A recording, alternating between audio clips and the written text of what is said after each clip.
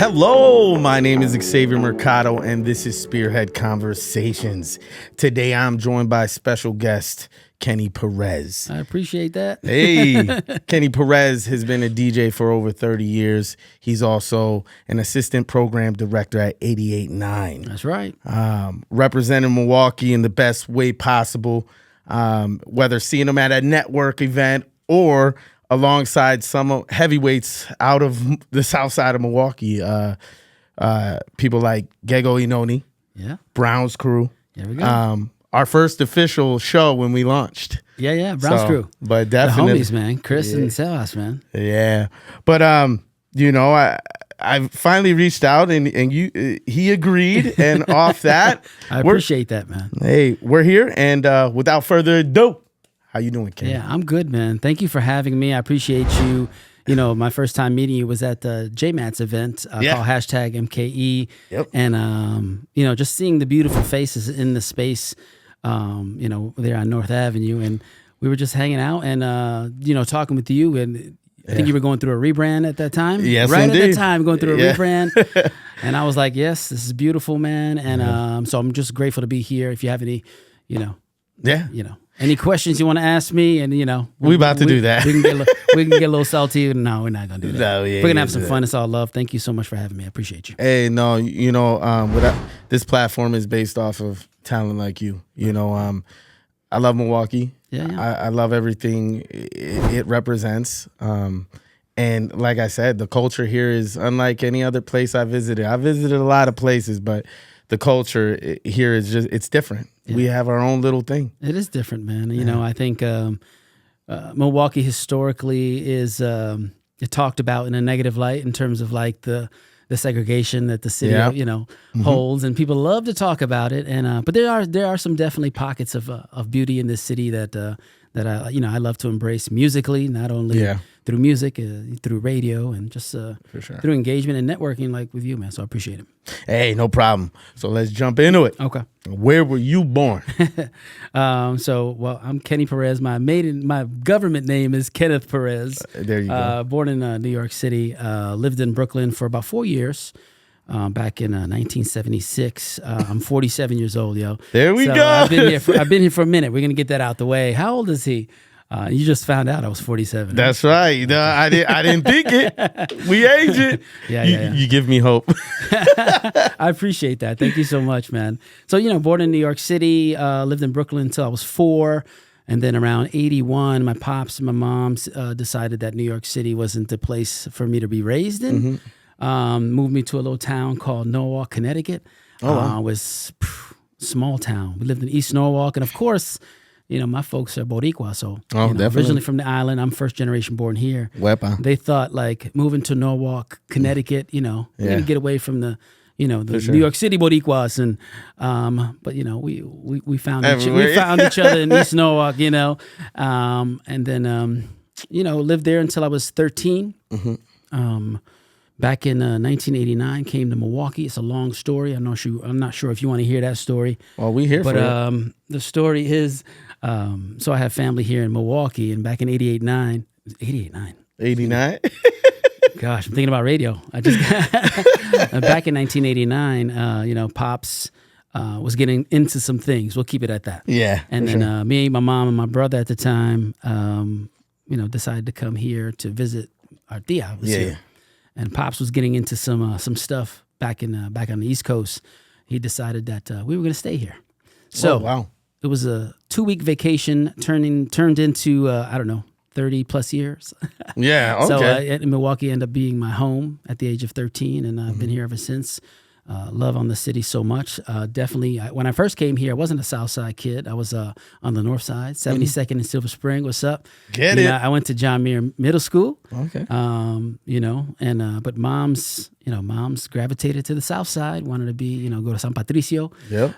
The church, and Catholic. Went to Yeah, went to Catholic that's right. School, went to El Ciclo de Oración. So we were, going to, Saturday church, Sunday church. We used to be down by St. Joseph's. Yeah. Okay. Yeah, man. Me and my family growing up, church, falling asleep. Yeah. Yeah. Yeah. So Yeah. moved to the South Side, and then just been to the South Side, a lot of my life, and that's where I found my music. And I know we're going to talk about music and those kinds of things, which I love to talk about. How was your childhood outside of the whole moving? Once you got to Milwaukee, Well, how was my childhood? You know what? I had a good childhood. Yeah. I think one of the things that what taught me was that my mom and pops first and foremost did everything for me. In terms of like making sure I had a roof over my head, Yep. food on the table, those kinds of things. And when pops was kind of messing up back in '89, it was just me, my mom, my brother. For a little stint. We'll call it that. Yeah. A little stint.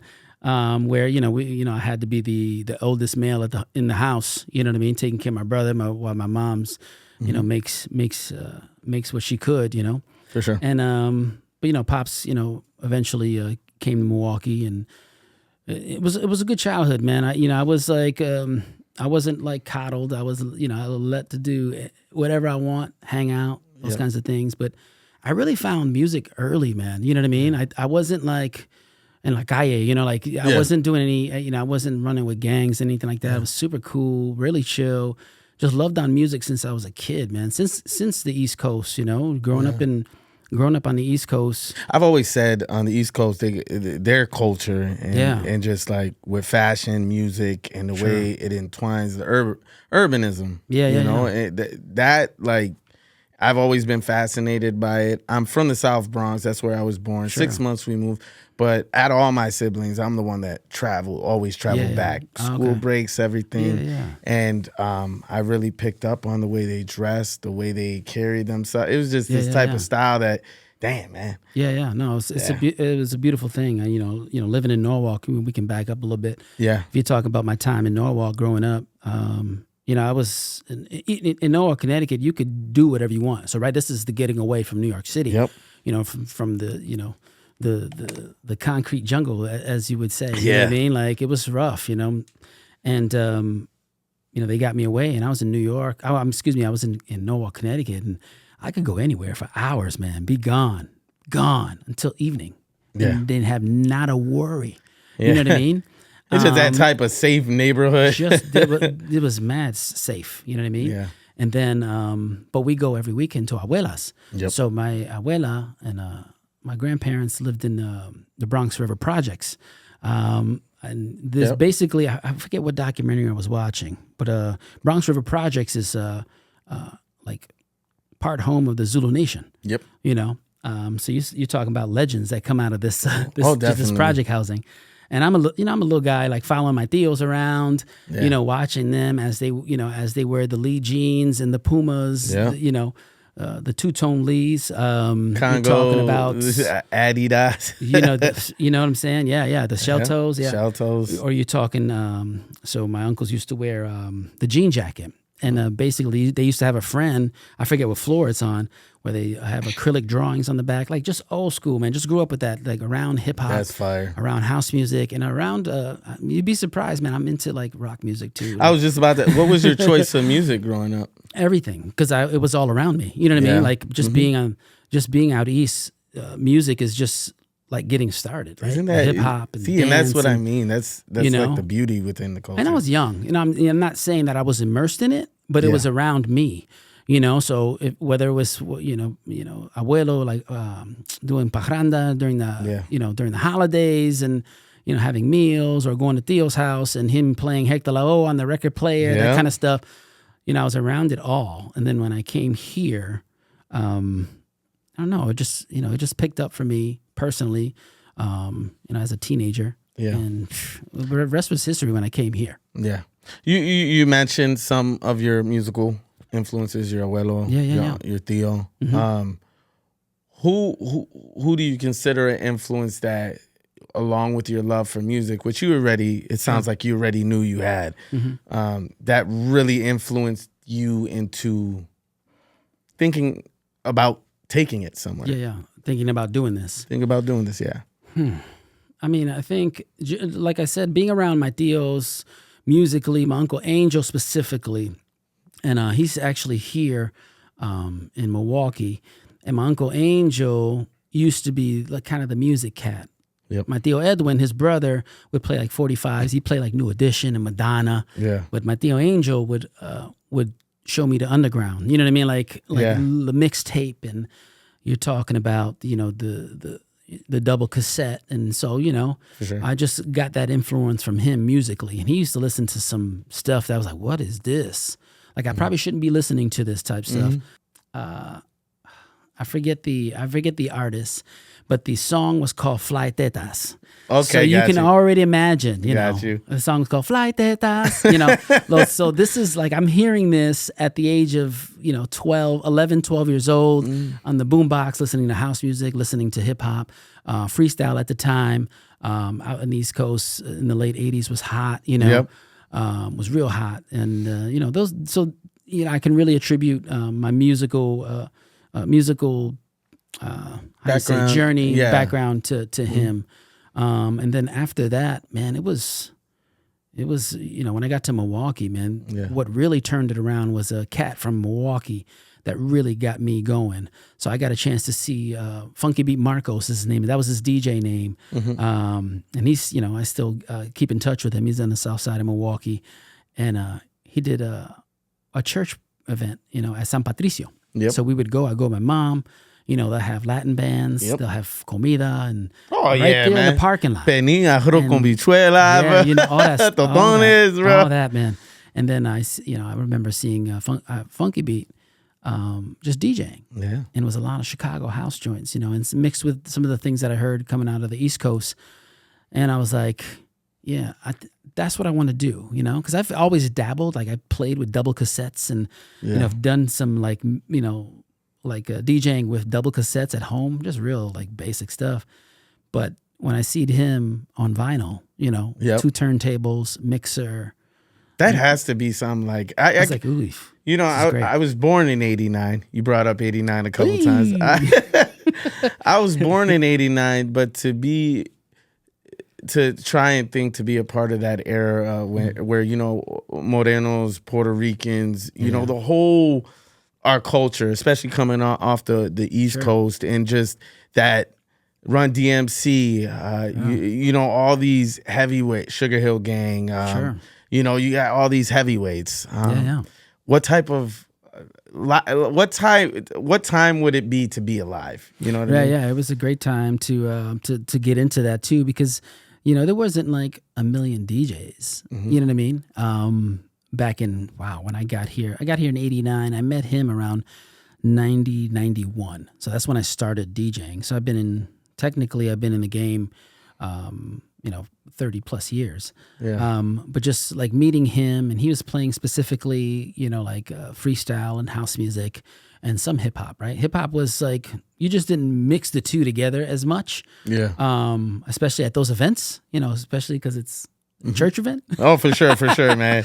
You know what I mean? Because, you know, 89, 90, you know, this the golden age, you know, the golden age era is starting to begin. You're coming off the, you know, MWA and, you know, and some gangster rap. You know, you're not playing at San Patricio. You're not doing that. You're not playing after police. We're not doing that. You know what I mean? But it was a beautiful thing, man. Just like, and the great thing I loved about him, Funky B. Marcos, was that he embraced me, you know? And that's like, he taught me that, like, if you want to get into this game, follow what I do. I'm not going to give you all the tools, right? I'm going to let you practice on my stuff. I'm going to show you a couple things, and then you have to take over from there. I'm not going to hold your hand. So I remember him, and just him opening up his home, you know, in his basement. You know, he lived with his mom's. I went to the basement and I practiced. I walked to 11th and, man, I know, the 11th and Mineral, man. You know what I mean? We're talking, like I would walk from 14th and I lived on 14th and Orchard, walk to 11th and Mineral, and then. Holy cow, man. Yeah. So, I know exactly where that is. Yeah. I went to South, man. I went to South Division High School. Everything was right there. And I would just go. And that's what I got involved in. You know, when you talk about involvement, you know, you can go different routes of involvement. And, you know, he involved me in music, and that's all I wanted to do. You know what I mean? I didn't worry about the girls. I didn't worry about, I mean, I did sports and stuff in school, but I worried about music. That was my thing. What type of now you're in the part of your journey where you know what you love. Sure. What type of style DJ were you trying to be, and ultimately, what style DJ did you become? Wow. Well, this is the thing about me in regards to my DJ style or music that I love. I grew up listening to everything. I grew up loving everything. So I talked a little bit about me liking rock music. I was actually, it was a phase in my life, right? But it was an important phase in my life where it helped me understand about rock music. I loved hair metal. My favorite bands were like Def Leppard and Cinderella and Guns N' Roses and Skid Row. Like I was into that. I collected posters alongside like, the Run DMC and for sure, and all the things that were happening. Cynthia and Lisa and Cult Jam. We're talking free. I mean, everything was just bridge. Just to give an analogy, like for me, it was Slipknot, System of a Down, Korn. Yeah, System. There you go. Like these are the rock bands I loved growing up, and then alongside Pun, Nas, Jay. I mean, you know the greats, man. Yeah. It was a good time. Awesome. It was a good time, and I loved doing. When I started DJing, some of the early like hip hop stuff. Was like Common Sense before it was common, like some Chicago stuff. Yeah. But I loved on freestyle still. I was kind of stuck in freestyle a little bit. And then like I was starting to learn about like Chicago house and the importance of house music, That's what I love. My house music is my main love. But I'm an open format cat. Yeah. So like if you book me for whatever club, gig, festival, you can adapt. I can adapt to any situation, and I think that's important for DJs to understand that. You know what I mean? And it's okay to stay in your lane if you want to be just an underground house head, if you want to just be a hip hop DJ, if you want to stay in the basement and never come out of it. Yeah, that's on you. You know what I mean? That's great. That's beautiful for you, for your situation. But I love. I'm an open format cat. I can hang with anybody. In terms of DJing, in terms of really like. Playing out. There's also setbacks with that too.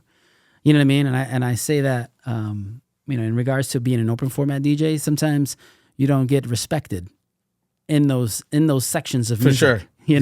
No, you're not a hip hop DJ. Like, no, you don't do that. Oh no, you do too much hip hop. You can't really do house. That kind of thing. So, but I love it, man. I love it so much, and I've been doing it for years. That's awesome.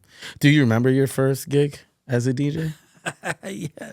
You really want to talk about this? Yes, indeed. I want to know what it was. It was a bad situation, baby. And what were the emotions? So we're gonna find that all out.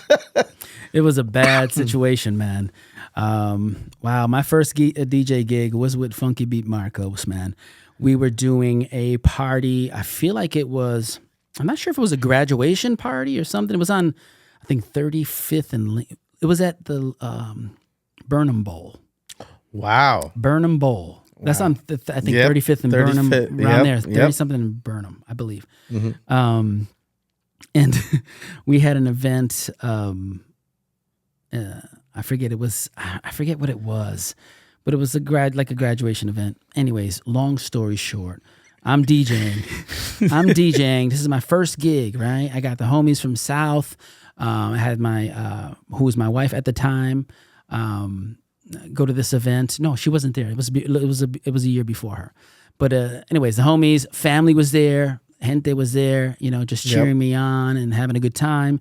And that year, I didn't, really experience a gang anything. Yeah. Like I experienced in that show, because I avoided it a lot. You know what I mean? I just was not involved with it, man. Just sure. Never. But I remember, man, I'm DJing, I'm playing, I got my set together. It's literally like Marcos gave me 30 minutes, bro. You know what I mean? Like I got 30 minutes to rock this set for the 50 to 75 people. It wasn't even packed. And then something pops off, right? So we have, yes, wow. Exactly. I got my parents there. I got my mom, my tios there, and friends and family, and just people from, that were invited. Big fight breaks out. Pow, pow, pow. And all you see, no gunshots. No gunshots. A lot of fists. Yeah. And I remember vividly that my pops and my uncle, and then some of my homies, literally stopped it from like coming to me, right? Because Wow. you see a DJ, you see equipment, you want to just mess, you just want to break things, man. Oh, for sure, so man. they stopped it from cry. anything happening. Yeah. I'd cry. That was a really bad experience. My first experience was like it could break anyone, right? Yeah. It could break you, man. When you get into those situations where there's discouraging and you want to play music, music is to uplift you, right? Yeah. Or to make you feel something. And I wasn't playing anything that would make you feel negative. It was just a negative situation that was happening, and it didn't break me though. You know what I mean? So I kept going, and I kept doing free parties. It was a free party. We didn't get paid back in those days, man. Marcos get a couple bucks, and I get to I get to practice and have this. Yeah. What an icebreaker. Oh my gosh. That turned into jawbreakers. Yeah. It was bad, man. It's bad, man. The kid was not good after that. And then obviously the party gets shut down. Oh, for sure, immediately. Everybody out type situation. Adios, my people. Yeah, for sure. So that was my first situation. Yeah, definitely DJ. Walk me through your creative process. Wow, creative process. When you put in the music together. So it depends on the situation. So like, for example, like if I'm going to do an event, I'm going to do an event this week. We won't talk about it because this will obviously air later. Mm-hmm. But when I'm thinking about an event, if they ask you, if they say, "Hey, you represent like the reggaeton community in this way," we want to showcase that. For sure. So I'm thinking about, if you give me an hour, I'm thinking about the hits. I'm thinking about the classics. I'm thinking about how I can, blend the songs together and, give people a good time. That's what I'm thinking about in terms of the process. And practicing, you practice the set. You always practice. You always got to practice. I don't practice enough. I think earlier in my career, I practiced everything. Every set was like strategic and those kinds of things. I think since I've been gotten older, practice is far and few between because my performance is my practice, kind of. For sure. But yeah, just putting things together, man, depending on the situation. You know what I mean? Like I could be, if I'm playing Lucid Light Lounge, a few years ago, I'm making sure that I got the songs that the ladies are ready for, a couple tracks for the guys. Yeah. But not too many. For sure. You know what I mean? And just having a good time. Other than that, yeah, man, there's no real, that's the process you should be going through when you're thinking about a set and thinking about adapting, right? Because you have to, in situations, you have to switch it up. I was just about to ask that. Have you ever walked into a room where you have this all set out to be what it's be, and then you get in the room and you're assessing the crowd, you're reading the room, and you come to the conclusion, I don't know if it's going to hit, and had to switch up in that moment? Yeah, no. Yeah, you have to, and you have to be ready. That's the only thing. That's the thing that I like to preach to anybody who wants to be a DJ, like in the clubs, for the festivals, or for even the wedding DJ. You know what I mean? You got to be ready for somebody to want to switch it up, or you got to be switching it up if your crowd is not responding. So yeah, that's why I pride myself on being an open format DJ, because I can jump from genre. Jump between genre, and then we can if we need to focus on one genre, I can do that as well. I think that's important. So, how do you keep the seamless transitions, like to keep up the energy of the room when you see it like basically powering down? I think one of the things you have to, especially as a DJ, if you're doing a 4-hour set, for instance, some of us out here, even DJs today, have a residency where they're DJing 4 hours. Yeah. And when I was doing residencies a few years ago, I would definitely just make sure you have a good build up, to those peak times. I mean, it's super simple, right? Mm-hmm. Don't rock all your hardest tracks in the beginning. Just save all the good stuff for the peak times. And there's like ebbs and flows, there's ups and downs. Mm-hmm. But I think like you have to feed off the crowd and just be aware. I think that's the thing. And in terms of transitioning, like literal transition from song to song, those are the things that come with practice. And some people are really good at like hyping the crowd or getting on the mic, those kinds of things. I'm not a mic dude, so I won't, I don't get on I don't jump in on every song kind of thing. I'm gonna put your hands up maybe once or twice in the night. I'm keeping my shirt on. We're not doing that, man. I'm too old for me taking off my shirt. I saw you at Summerfest. I knew you didn't. Not taking off my shirt. No, though. not at all. No, but I knew you didn't see me, and I was there with my wife, and man, you were getting it. You had man, just the crowd alone. I'm just looking like, damn, it's dude. a good time, man. So it seems like you were up there just. You had your hand up like this, and you were doing something with the board, and I'm just like, okay, get it. I love the festival. Atmosphere is nothing else like the festival atmosphere. Yeah. Especially when you have a decent crowd, when it's nice and it's a good time, and when it's time to rock. It's such a good time, man, and I love doing it. I've been doing it at Summerfest for quite some time. Yeah. Just built a relationship with Summerfest. For them to continue to have me is a blessing, and just to see the young DJs out here that are rocking, man. Yeah, there was a lot of new talent at Summerfest this year. I saw it all up and down my. Me, I try to follow. What's going on within the city and. Just a lot of people getting their first shot, and it was beautiful to see. It's beautiful, man. It's beautiful. I think one of the things that they did this year was allow a main stage to locals to rock. You know what I mean? And I think that was a beautiful thing. You saw Lucky 7 group. They had a stage. You had Mondo had a stage. New York had a stage. Sad Boys Saturdays. Yep. You had even a club that had a stage. So and they did their thing, and it was beautiful. It was a night dedicated to women. So it was it was a good thing. It was beautiful to see regulars, that have done it, and you see the young cats that are like, okay, these new DJs that are working, and I respect them so much. I just love what they're doing.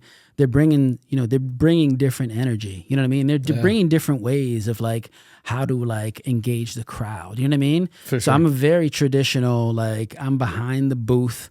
I'm a rock. I'm gonna let the music work. You know what I mean? That kind of thing. And talk. When you have a cat like Mondo. I don't know if you saw a Mondo show. So he's basically he has a performance, right? You have people dancing and he's engaging the crowd. He has theme nights and those kinds of things. It's very different from the traditional. So I love all that stuff, man. I just it's amazing. It's the interaction for me, especially when I'm out with my wife. It's wanting, it's a fun. I love dancing, obviously us being Puerto Rican, that rhythm is within us, so it's for me when I go out, I'm usually, I'm in it.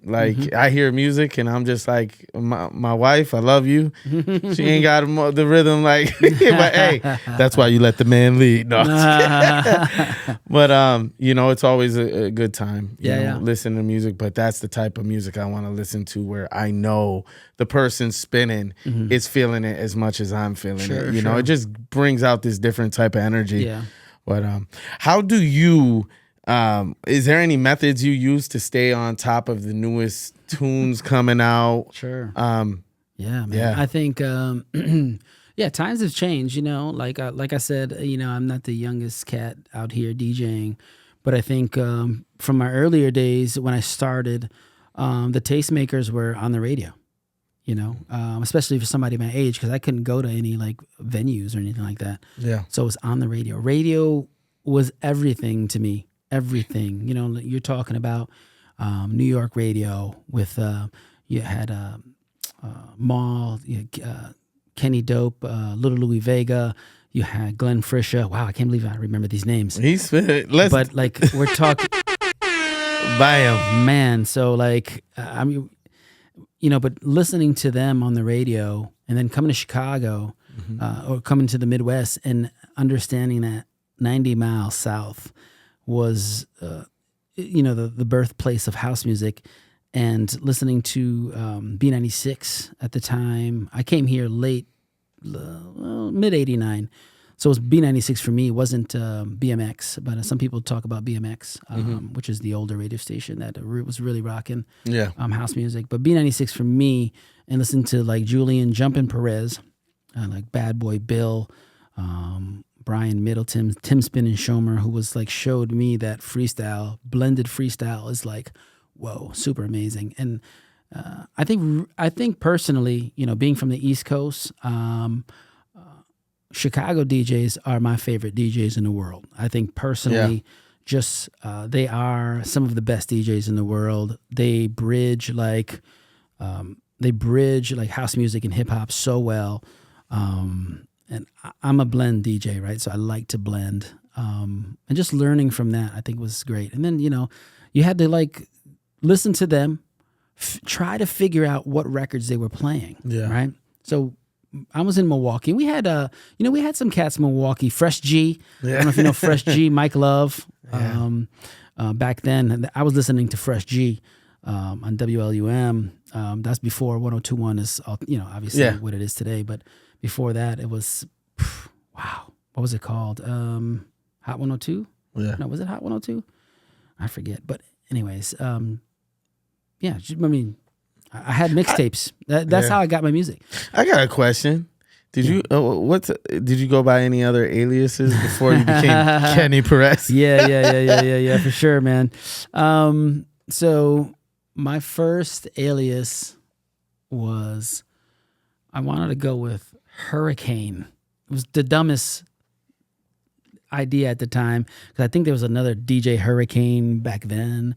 So we were like, okay, we're not doing that. And then Kenny Kickin' Perez. So I mentioned the name Julian Jumpin' Perez. Yeah, I heard that. Yeah.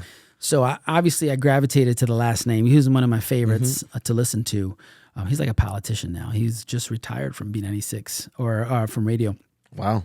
And I wanted, like, he had my last name, so I want to be like that. Yeah, I want to like represent that. And being a Latino, and so Kenny Kickin' Perez. You can still find that in my old email that I still use.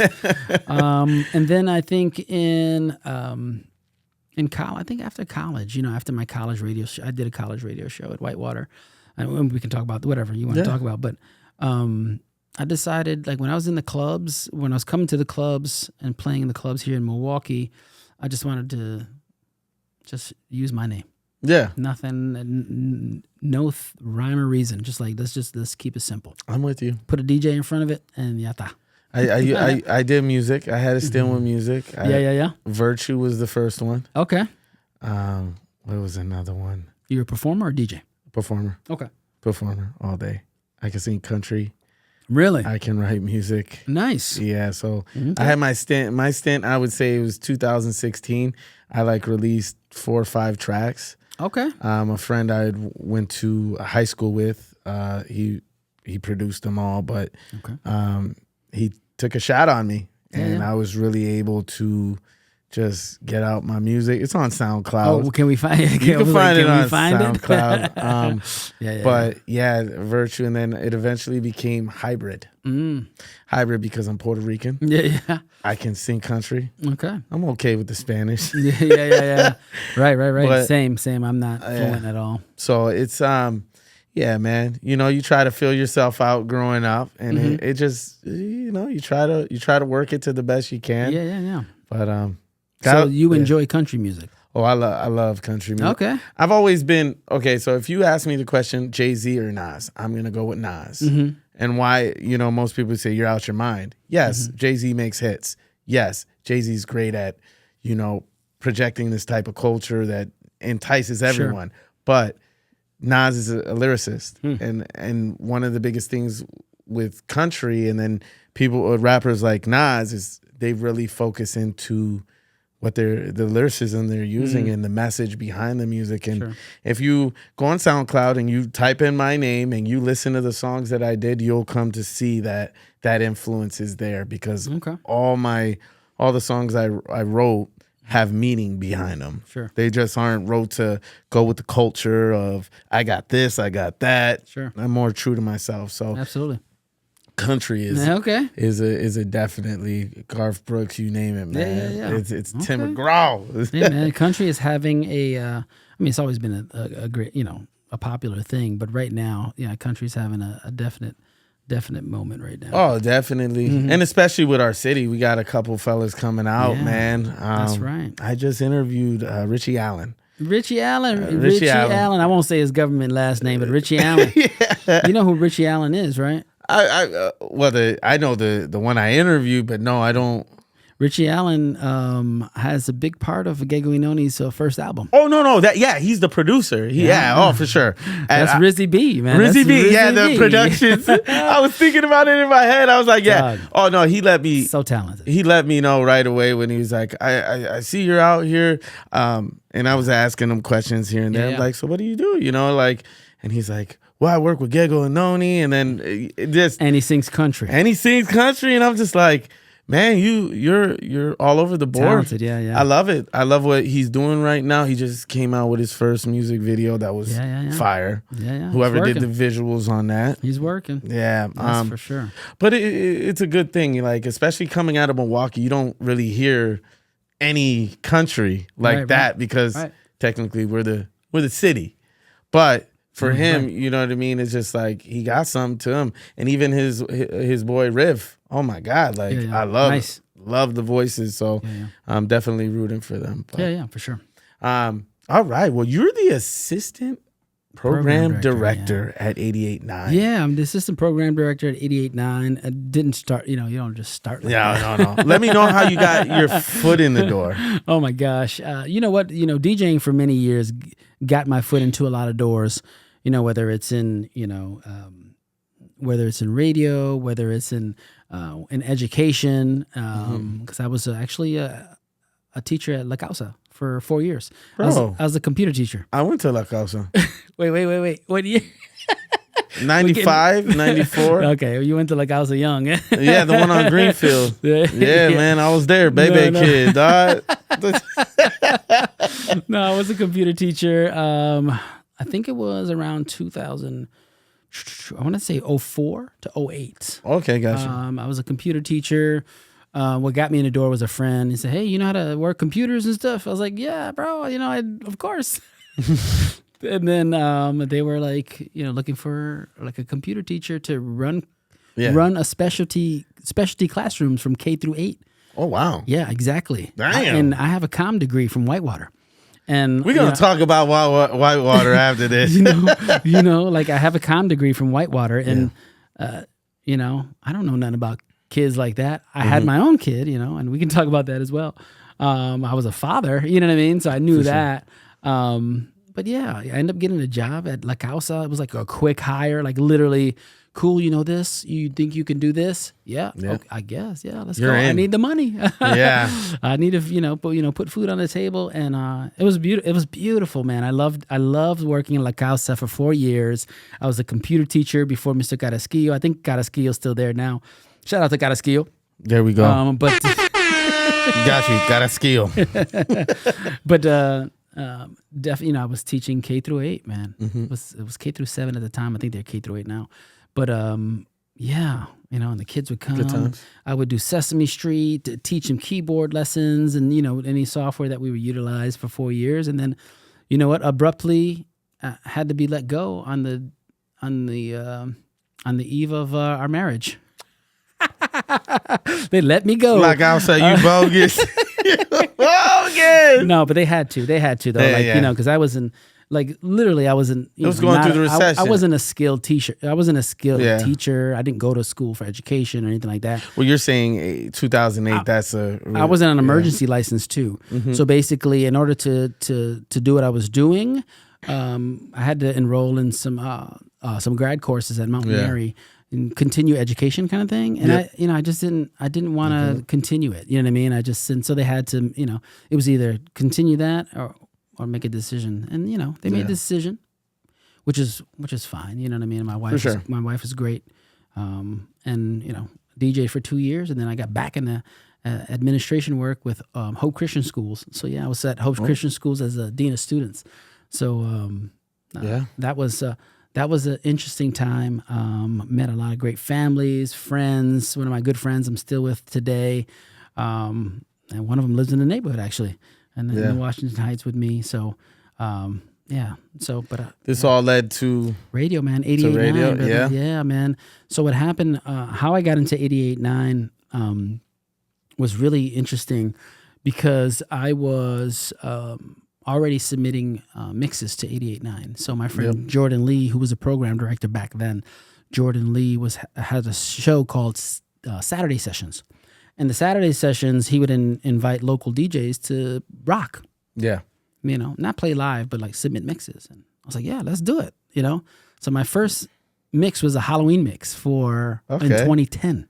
Oh, wow. Yeah, in 2010, I submitted a Halloween mix. And then I continued to submit mixes. And fast forward, 6 years ago, I've been there 6 years.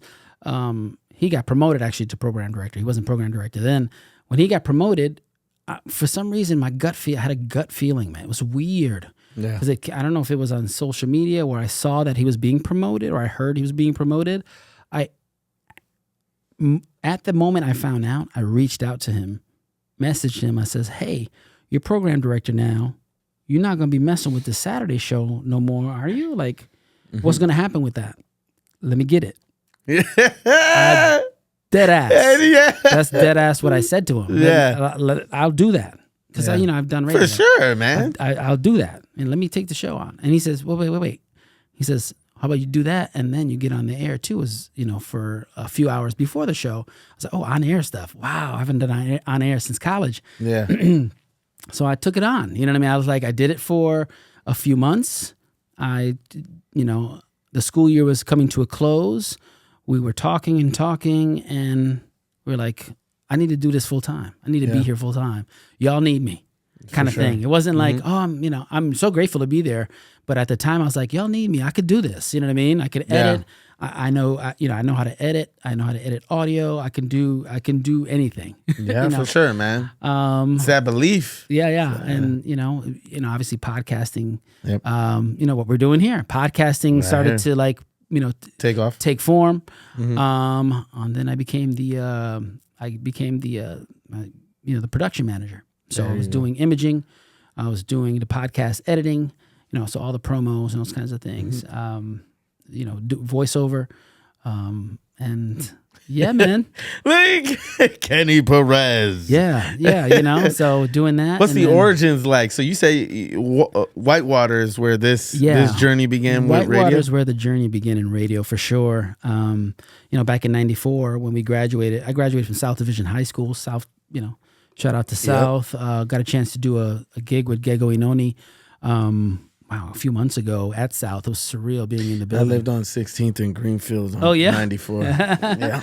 Really? Yeah. I was right there at 19th and Orchard, man. Yeah, right there. Right there between, I was right there, 14th and Orchard, and then between 14th and Lapham and Orchard. Bro, we didn't move too far. Like, it was like literally 5 houses away we moved. That's what we did, right? We just moved to the house a block away.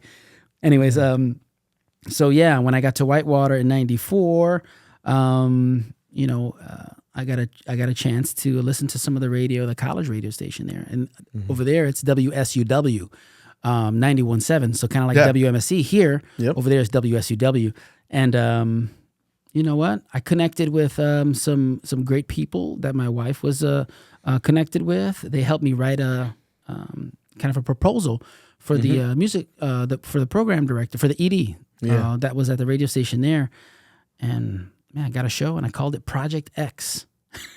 My boy. You subliminally didn't even know you. No, I'm just kidding. No, I called it Project X. It was a 2-hour mix show with me and some homies. And we basically DJ'd live on the air. Throw that X today. up, by the way. Yeah. Project X. It was based off of a film called Project X. Yeah, I remember that old movie. School. It was about the monkeys and flying planes into space. Don't ask. I don't know what I was thinking. Man. We might have to do the cover of Yeah. So it was like, I'll get you some pictures too. I got some. Oh my god, with my pelo and stuff. I had hair. I had hair back in the day. But yeah, so that's how my love for radio started. Yeah, I've already been in love with music, mind you. You know what I mean? Now you add radio to the mix. Forget it, man. I literally wanted to be on B96. I wanted to be on radio in Chicago. Okay. I wanted to do that. You know what I mean? And it didn't happen for many years. You know what I mean? And now, like 6 years ago, just getting this opportunity with Jordan and with 88.9 was just like surreal. And now I'm now I'm the assistant program director. I'm also the afternoon drive host too. I didn't mention that. Monday through Friday, 2 to 6. Just rocking on the airwaves and still doing the mix show. It's called In the Mix. Yeah. On 88.9. You full time, bro, man. Full time now, man. Man. Getting that radio money. How would you say? I love you guys. He got an applaud. It's the radio money for me. Yeah. How would you say your lifestyle as a DJ compared to radio now is? Oh man. The lifestyle from DJ to radio. Well, radio, there's a lot of responsibility. So when you're a DJ, like you're just DJing, you're not on the radio, you don't have you have a responsibility to yourself and to your brand as a DJ. But radio is a whole different ballgame. So I can't be on my social medias talking crazy. Yeah. I can't, be disrespectful. Even though you feel like you need to come out of pocket, you can't come out of pocket. Yeah. That kind of thing. So there's big difference. And it's also you owe yourself to when you're in radio to network.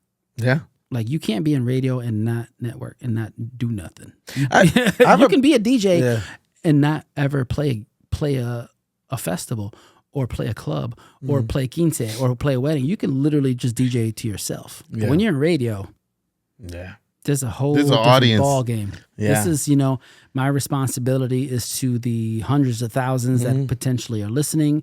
If you're thinking digital, the millions of folks that could be listening out there, you don't know. You know what I mean? And I think there's a responsibility that people don't realize. The people that think they can do what they want, you can't do what you want on radio. I've appreciated it because in these past months, it's been radio hosts like you, DZ. That's right. Ali Faith, Reggie, Promise, Legends. GA. You know what I mean? It's legends. Yeah, man. They're so embedded into the community and the sound of what makes our music out here. And the one thing I've appreciated is they've been open to the idea of, you know what, let's represent our city. Sure. And a lot of them, they've come from outside and inside, and they've grown a love for the city. So for me, it's a newfound respect. Just asking people in general just to come share their stories. It's an appreciation. Yeah. So, what would you like to leave as far as a legacy when it's all time set in stone, hanging up the headphones, we'll say? Sure. Wow. You know what? At my age right now, there's sometimes that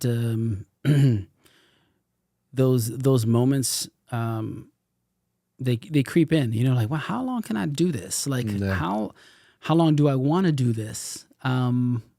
And I don't really I don't harp on those situations.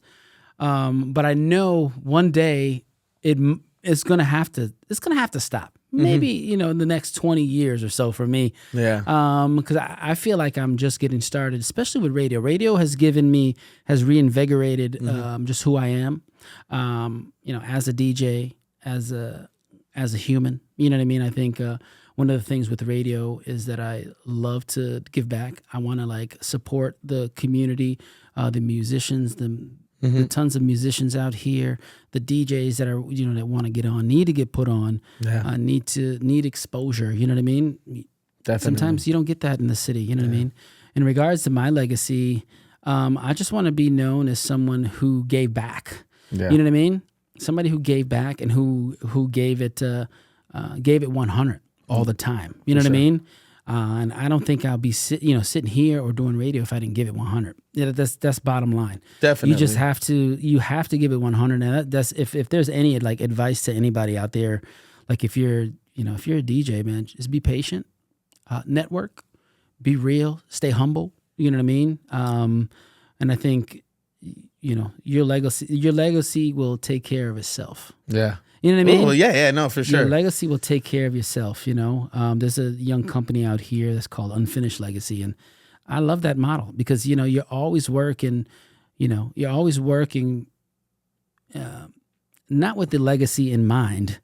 It's just legacy happens because you're putting in the work ahead of time. You know what I mean? Like you just put in the work, man. Yeah. And, when I'm 6 feet in the ground, then y'all could think about my legacy.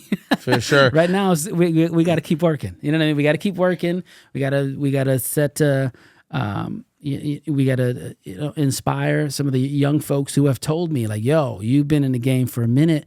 You know what I mean? And when I see cats like Reggie Smooth and I see Ali Faith and, and I see even like Mike Love, I even see Don Black, those cats that's in. That's great. Yeah. That's great. That's what you want to do. You seem like you've had an exciting career as far outside looking in. What are highlights of the career you've had that stand out for you? Oh my gosh.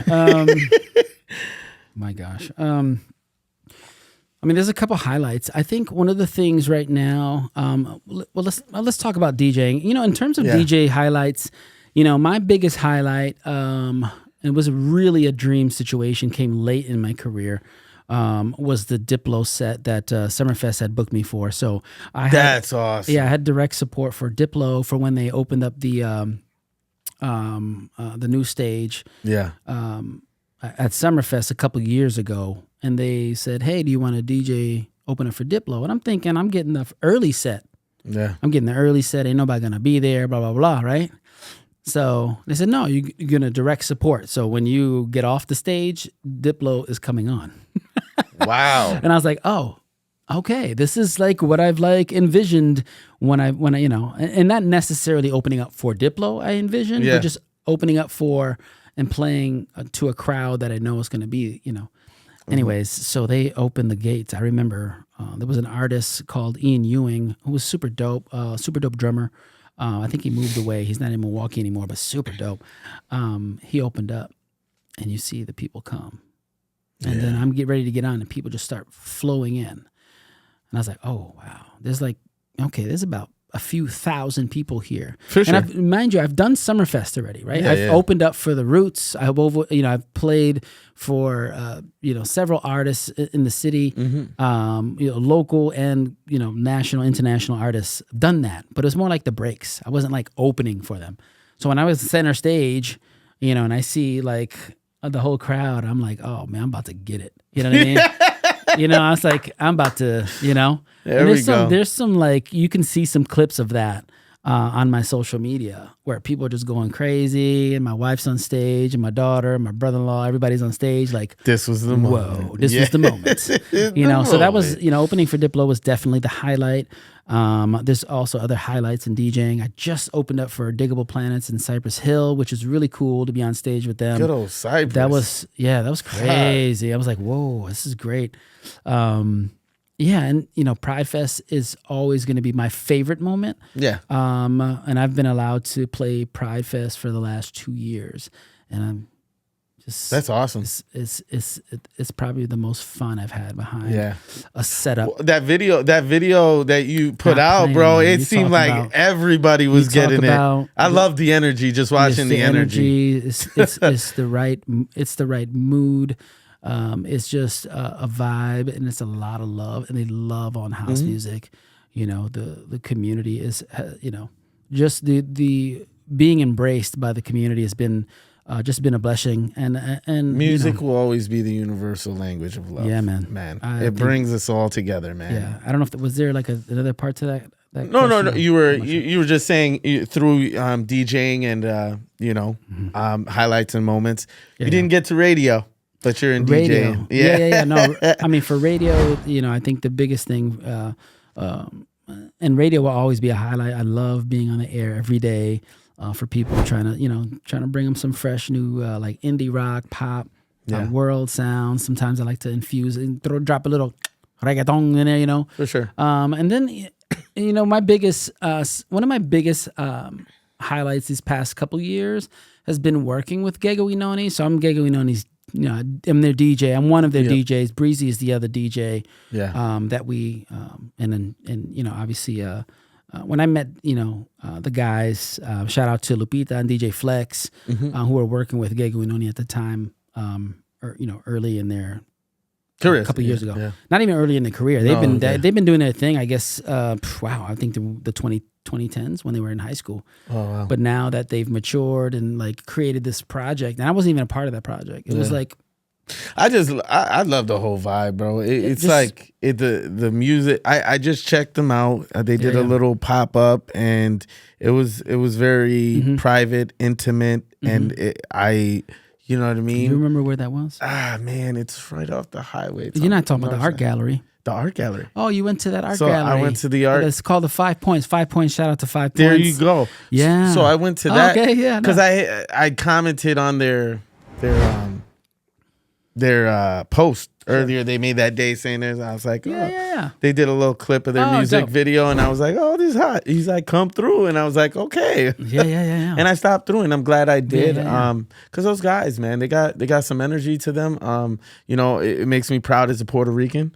To see my people flourish. It's. Man, and to be able to meet them and I talked to them after the show. We chopped it up, and then we go on our ways. I've already said, when your guys ready, come on, let's get you on. Yeah. But they're talented. Man. They're talented. They're really talented. They're focused. So that's a continued highlight, right? So we got a chance to open up for Sean Paul this past this past Summerfest. That was a big highlight for us. We opened up for Lunai a couple years ago. So, that's, last year was French Montana. You get to open up for French Montana as a local, you know what I mean?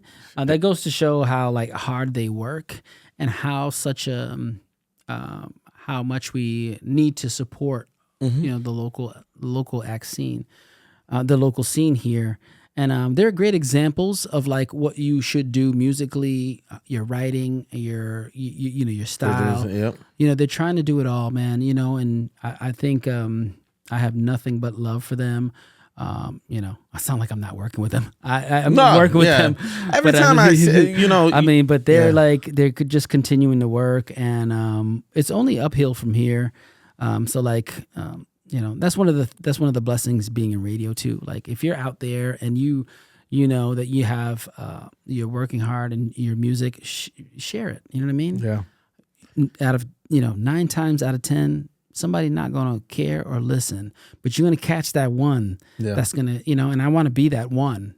You know what I mean? And I'm glad I was that one for them to at least help them.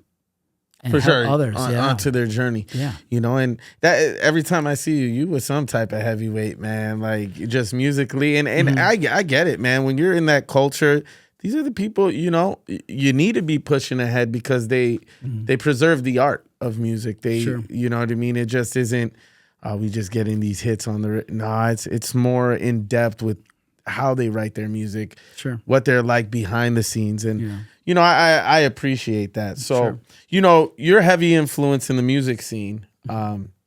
Where do you see yourself? Hey, no, I'm outsider looking in. The heavy influence I feel you have. Where do you see yourself in 5 years? Wow, 5 years from now. I think right now I'm the assistant program director at 88.9. Obviously supporting the guys. I'd love to be, I'd love to still be their DJ. I'd love for them to travel and do some different things. I think that's where I see myself in 5 years. That's why I'm I still rock with them. Yeah, I still support them. I don't want to be assistant program. I'd be kidding myself if I said I only want to be assistant program director at a radio station. I want to be program director. I want to be station director. I'd love to run a radio station in my future. In 5 years, who knows? You never know, man. You know what I mean? But I think that's one of the things that I love to do. I love to be, man. 5 years, jeez, man, I'm gonna be 52 in 5 years, bro. These are like goals of I don't give a shit about my age or anything. I make fun of that, but these are like goals. I'm telling you, man, I'm having just a blast at age 47. This would have been nice doing this in my 20s. He's out here, people. Can you imagine? Yeah. Can you imagine? I can only imagine, but I don't care about that. I don't give a shit about that, man. I I want to be able, in 5 years from now, I want to still be able to rock. I want to still have the knees under me to hold my ass up. I want to be playing, you know what I mean? And all you young cats out there that want me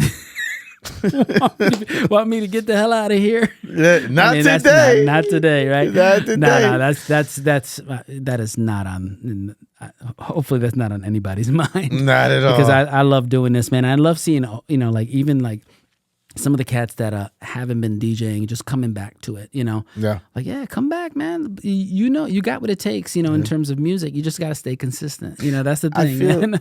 Yeah, man. I through my journey, I've felt like, it doesn't matter when, where. If you have the drive within you, do it. Do it. The time is now. Yeah. And opportunity, like I said before the interview, it's not going to come to you.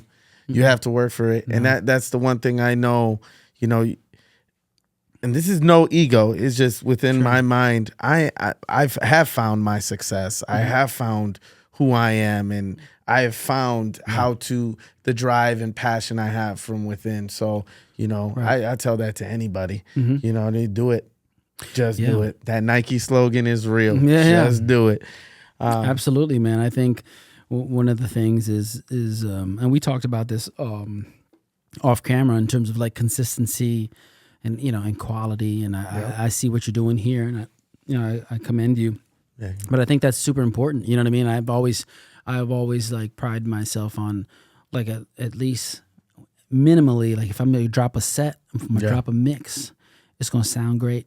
It's gonna be good. You know what I mean? It's gonna be rocking. You know what I mean? And I've always done that for so many years, just like pride myself on that. And, I've always like, encouraged people and just try to be, try to not influence people, but what is that? Just be the example. Yeah. Just be the example, man. That's all you can really do in the long run. In the end, you can only be the example. And that's where like hard work and it's very cliche, but it's true. The truth. Yeah. Hard work, consistency, and stay humble too. Don't be an asshole. That's the biggest thing, man. Don't be an asshole. Now, this is the most important. You're kind of running into it. What advice would you give to our youth? Yeah, definitely. Like if you're an up and coming DJ, you know what I mean. Don't let anybody discourage you. You know what I mean? Yeah. Because I can be. And I know some folks, they want to put this like this restrictive idea on DJs, like, oh, you shouldn't be DJing in the clubs at all right now. You need to practice first. Blah blah blah blah blah blah. Leave the kids alone. Let them be free. Let them do what they're gonna do, because they're gonna do what they're gonna do. And I don't mean kids. I mean people young in the industry. You know what I mean? Guide them, That's right. I think the most important thing is to guide them. Tell them that you come with you have to come with people with love, though. You know what I mean? You can't come all like side eye, and For angry, sure. like, you know what I mean? Like, this is what you got to do. No, this is what you got to do. You ain't doing right. All these kids, like the whole conversation about like rap today. You know what I mean? Yep. Whatever, man. You know what I mean? There was an interview I just saw like with Kevin Hart and Dr. Dre. Oh yeah. You know what I mean? Yep. Like he was like why are you mad at the young folks? What they're creating? Granted, you may not like the music either, right? Yeah. But so what? At the end of the day, they're doing what they're doing, and man. It's working. It's working for them. Working. Like, who cares, man? I mean, I give that same advice with DJs. Like, if they want to start with technology, you know what I mean? Not everybody's going to pick up a piece of vinyl. Yeah. Just not. That's not going to happen. It's not going to happen. We can't afford turntables anymore. Them things are $600, $700, man. Yeah, man. You got a $1,500 mixer that you need. We're not doing that, man. You got technology to utilize, Especially coming into this industry that I'll tell you, man, for the first time in life, I believe in myself. Let's just put it like that. That's great, man. And that's the thing, is just believing in yourself. And you know what? Surround yourself with people that will encourage you and not be fake with you in terms of like, oh, that's great. Transparency is everything. Transparency is everything. When I DJ or I hear a DJ, like, yo, that transition, you missed that. that was not a good transition. Think about how you can come at it this way, that way. Yeah. You know, how your blends are, your scratches, blah, blah, blah. You know what I mean? Like, keep working. That's okay. You know what I mean? That's not negative. That doesn't come from a negative, you know? Yeah. It's structured criticism. Yeah. And it's coming with love. You know what I mean? It's got to come with love. Criticism is definitely, in my world, is still warranted. At my age, tell me what I'm doing wrong. You know what I mean? Yeah. I'm always open to it, for sure. Absolutely, man. Absolutely. Man, well, I appreciate you coming on, man. Man. I really respect your influence in the community. Yeah, I really feel, you know what I mean, you embody, Milwaukee, Southeast Wisconsin. So thank you for giving me your time. And honestly, I'm a fan. I'll keep being a fan. Thank you. I can't wait to see where things take you. Who knows in the future? Yeah, man. We might try and have you back on. Yeah. Super exciting, man. Thank you for having me. I appreciate you, what you're putting on here. Yeah. It was just a pleasure meeting you, and I'm glad I got to meet you. And this thing you got going on is a beautiful thing. And continue to rock. And thank you for having me. All right, man. On that note, Spearhead out.